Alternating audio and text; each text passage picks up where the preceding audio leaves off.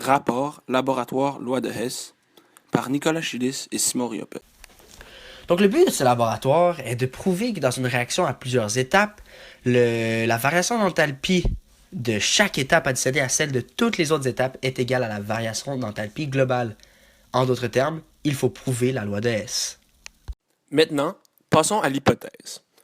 Selon nous, nous croyons que les chaleurs molaires des deux premières réactions, donc on sait qu'à la première réaction on fait 3 essais, alors la moyenne de ces 3 essais-là, plus la chaleur molaire de la deuxième réaction à laquelle on n'effectue qu'un seul essai, seront égales à la moyenne des deux chaleurs molaires de la réaction 3. Parlons maintenant de l'historique de la loi de Hess. Donc par qui cette loi fut-elle inventée? Eh bien, c'était par le chimiste et médecin d'origine russe et suisse, Germain-Henri Hess. Il a publié cette loi en 1840. Et mais pourquoi cette loi était importante aujourd'hui? C'est important de se poser la question. Eh bien, c'est car des fois, il est impossible d'effectuer certaines réactions en laboratoire, puisque certaines d'entre elles sont soit trop lentes, trop rapides ou trop violentes. Maintenant, avec cette loi, on peut prédire la variation d'enthalpie avant même d'avoir commencé les expérimentations. Maintenant, passons à l'application de la loi de Hess dans la vie de tous les jours. Alors, comme mentionné précédemment, on sait qu'on utilise la loi de Hess pour illustrer théoriquement en fait les réactions qui seraient soit trop lentes, trop rapides ou trop violentes à faire en laboratoire. Bien sûr, la loi de Hess a une utilité dans la vraie vie, alors qu'on utilise justement la loi de Hess pour illustrer des réactions comme les fusées de la NASA, car c'est une réaction beaucoup trop violente pour faire en laboratoire. Et on utilise aussi la loi de Hess pour illustrer les réactions du gaz propane, par exemple celui qu'il y a dans le barbecue lorsqu'on fait des grillades l'été. Ce qui nous amène donc au résumé de ce laboratoire. Donc, penchons-nous sur la réaction numéro 1. Donc, dans cette première manipulation du laboratoire, le but était de former une solution à base de NaOH et d'eau distillée et de mesurer sa température finale. Le matériel nécessaire à cette réaction était constitué d'un cylindre gradué, d'eau distillée, d'un bol de styromousse, d'une sonde de température, d'une nacelle de pesée, d'une balance, d'une plaque agitatrice, d'un ballon magnétique et d'une certaine quantité de NaOH.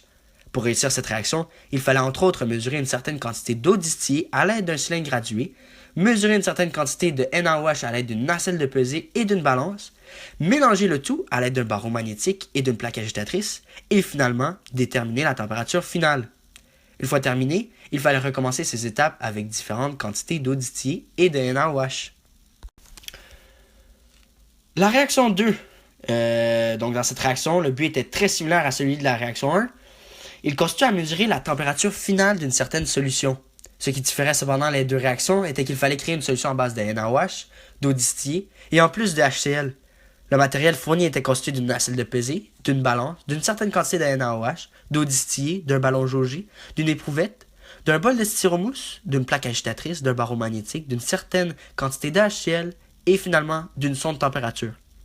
Les étapes pour adéquatement compléter cette réaction étaient entre autres de mesurer une certaine quantité de NaOH, de verser une certaine quantité d'eau distillée dans le ballon jaugé fourni, incorporer le NaOH dans le ballon jaugé, agiter, verser ensuite le tout dans une éprouvette pour faire refroidir la solution, mesurer la température de la solution à l'aide de la sonde de température, et incorporer une quantité prédéterminée de HCl.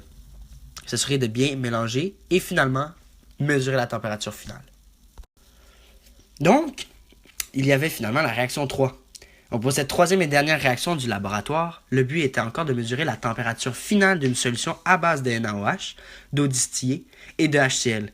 La liste de matériel pour cette réaction était constituée d'une certaine quantité de HCl, d'un cylindre gradué, d'eau distillée, d'une nacelle de pesée, d'une balance, d'une certaine quantité de NaOH, d'un bol de styromousse, d'un barreau magnétique, d'une plaque agitatrice et d'une sonde température. Le protocole de cette réaction ressemblait à mesurer une certaine quantité de HCl à l'aide d'un cylindre gradué, y ajouter une certaine quantité d'eau distillée, de mesurer une certaine quantité de NaOH, ajouter le tout à l'aide du bol de styromousse, du barreau magnétique et de la plaque agitatrice, verser le NaOH ensuite dans la solution et finalement mesurer la température finale de cette solution une fois le mélange terminé. Donc une fois toutes les étapes du protocole complétées, il fallait recommencer une deuxième fois. Finalement, passons à la conclusion. Alors, voici pour nos données lors de la réaction 1.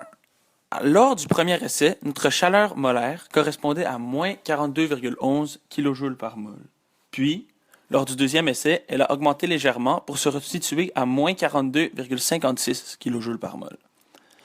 Lors du troisième essai, elle a encore augmenté pour être à moins 43,16 kJ par mol. Lorsqu'on effectue la moyenne de ces trois données afin d'avoir un chiffre pour le calcul final, cette moyenne nous donne moins 42,61 kJ par mol.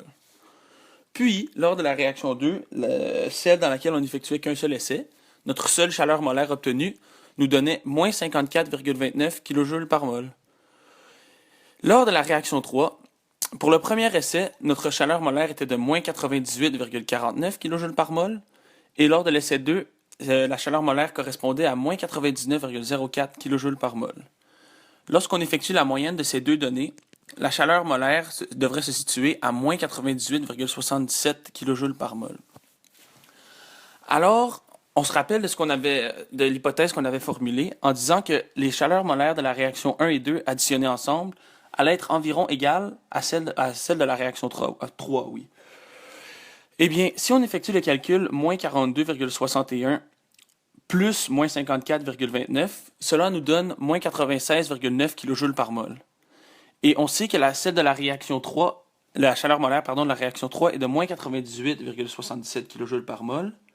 Donc, moins 96,9 et moins 98,77 sont assez proches statistiquement pour nous dire que notre hypothèse est bel et bien confirmée.